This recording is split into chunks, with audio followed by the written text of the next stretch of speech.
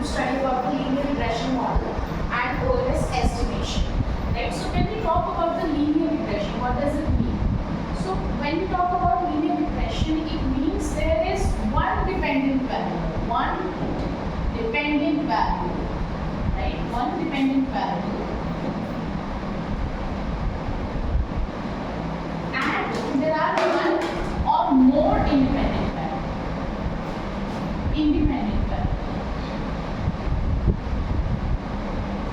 Right. So linear regression, what does it mean? Linear regression means it is the study of one dependent variable and on the basis of the one or more independent variable. So here we are using the term linear regression, right?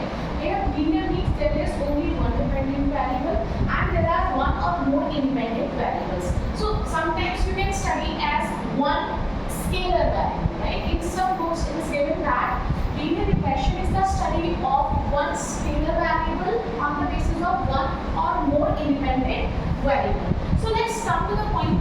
We need to study that why we study the linear regression model. So what are the basic objectives of that? So let's come to the objectives. The basic objectives of studying the linear regression. First is to estimate the values of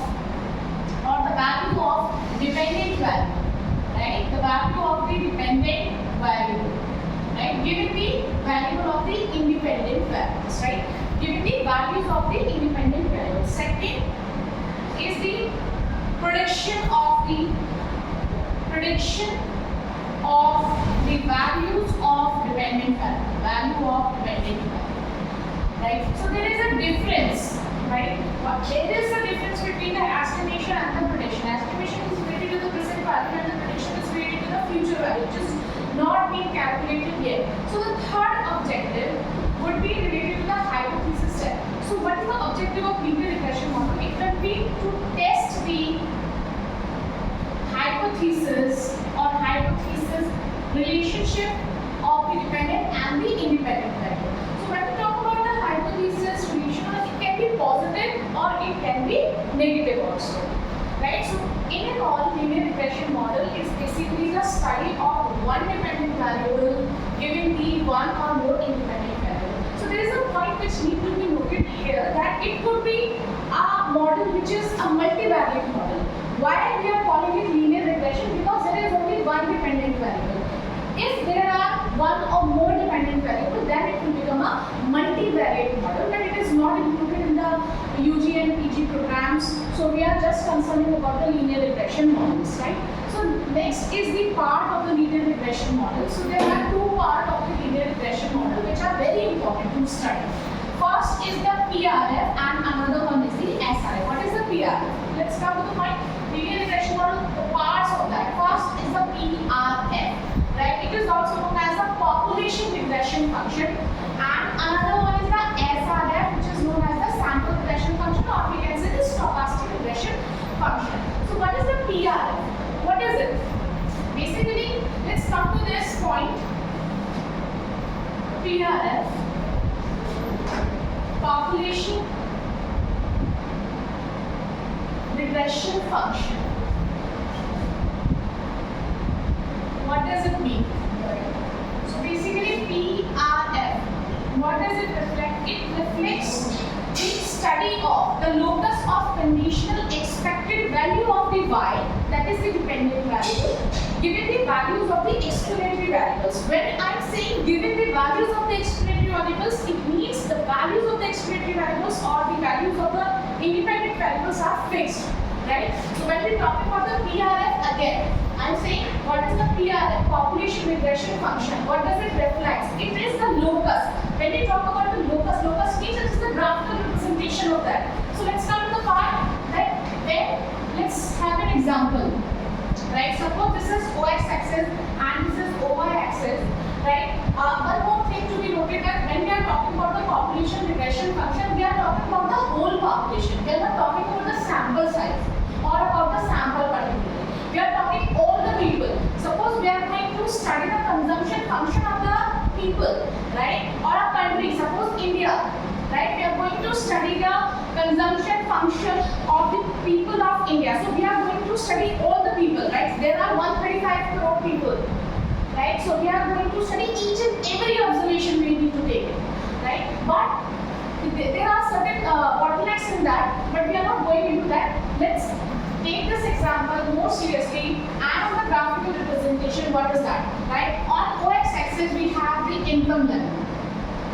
Okay?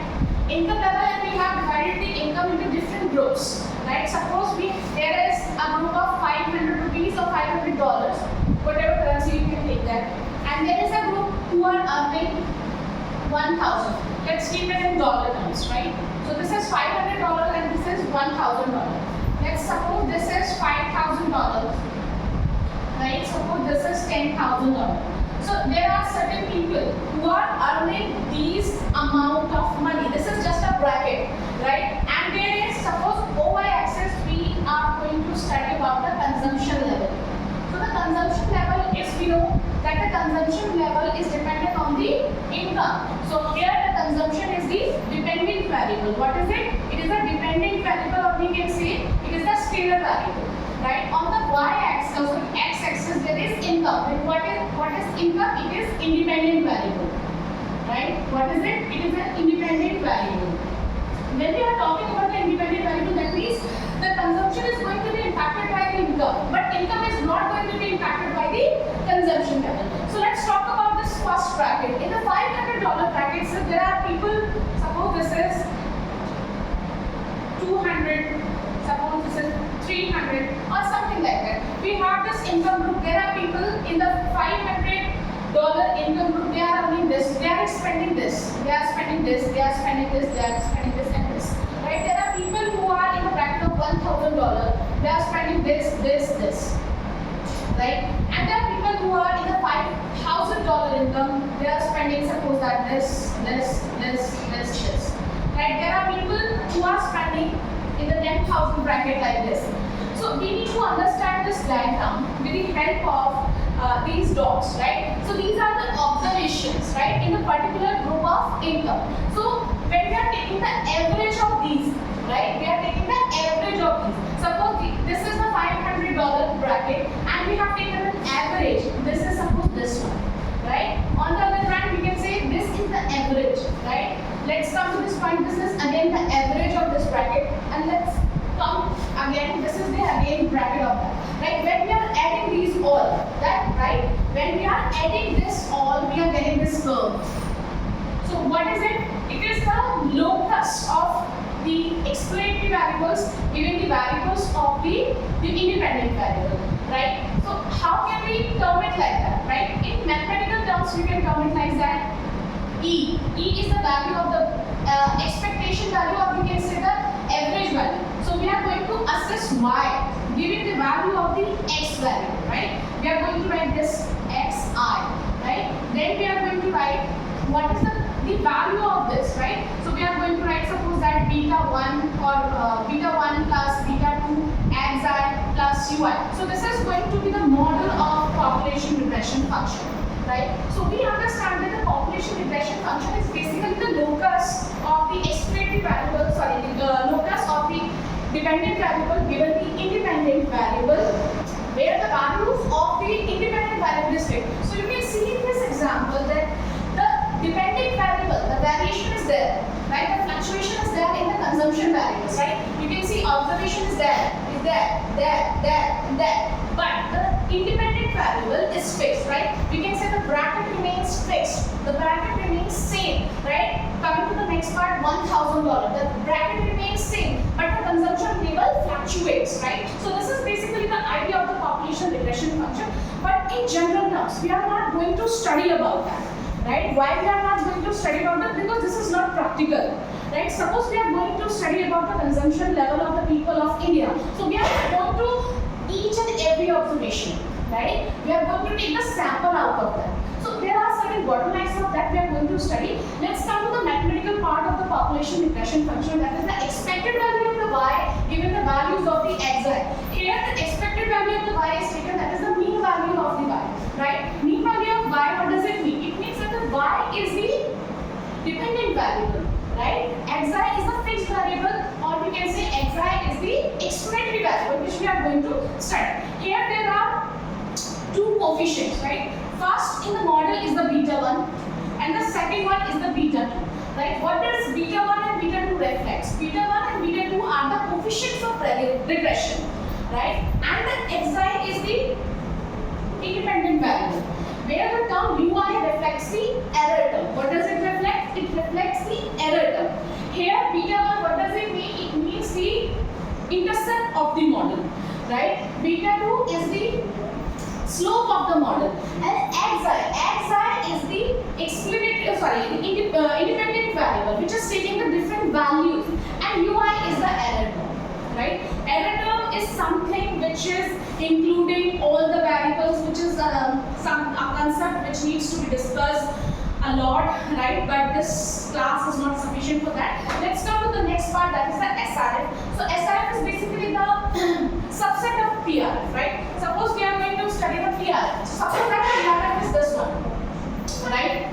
There is this population of 135 crores of people in India, but it is not viable. It is not viable, and again it is not feasible for the people to study 135 crore people of India. So they take sample out of that, right? We take sample out of that because it is not time consuming and it is also cost effective. So we take, suppose that we take the sample of 10,000 people, right? So 10,000 people became the subset of the 135 crore people, which is going to reflect or exhibit the characteristics of the whole of the people of India. Likewise, we have the PRF, right? PRF is the population of the observation of the total economy. So we are going to study the subset. So the subset will be the sample, and that would be known as the SRF, that is the sample regression function, right? So let's come to the next part, that is the OLS regression analysis. So OLS is a method, right? It is a method through which we are going to get the values of the independent variable, that is the beta 1 and the beta 2. कितनी देर में होगी?